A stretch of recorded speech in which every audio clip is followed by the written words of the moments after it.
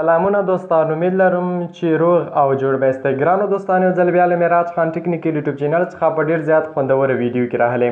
ګرانو دوستانو، په نن ویډیو کې به تاسو ته دا طریقه در وښیم چې څنګه موږ تاسو کولی شو چې خپل په MTN سیمې کارت کې موږ تاسو 4G فعاله کړو، موږ تاسو له 4G څخه ګټه واخلو. یعنې موږ تاسو که په MTN سیمې کارت کې موږ تاسو انټرنیټ کارو، موږ تاسو یوازې 3G څخه کار اخلو. 3G هم کله کمزوری وي او کله تیز. نو په نن ویډیو کې تاسو دا طریقه درښیم چې څنګه موږ تاسو کولی شو چې خپل انټرنیټ تیز کړو، یعنې خپل انټرنیټ چې د MTN سیمې کارت کې موږ تاسو 4G فعاله کړو. نو نن تاسو ته همدا طریقه دوستانو درښیم.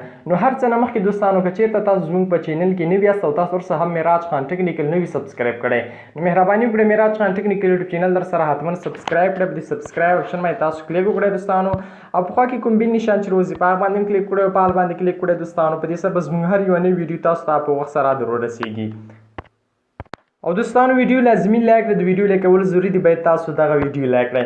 نو دوستانو، تاسو به چې کله تاسو غواړئ چې خپل په MTN سیمې کارت کې 4G څخه ګټه واخلئ، نو تاسو به سمپلی راشئ اب اوکې بټن ته به تاسو راشئ.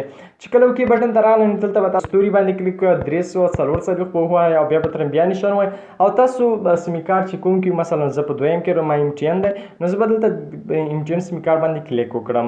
نو ګورئ دوستانو، دلته لاندې ماته راوځي چې 4G سیکشن. ګوره دوستانو، ته ماته 4G په 12 کې راووت.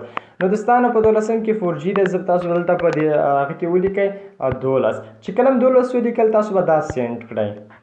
چې کله هم سینډ کړو، ګوره دوستانو، موږ تاسو چې دی کولی شو ډېر کسټمر ریکویسټ موږ تاسو چې دی 4G چې دی فعاله کړئ.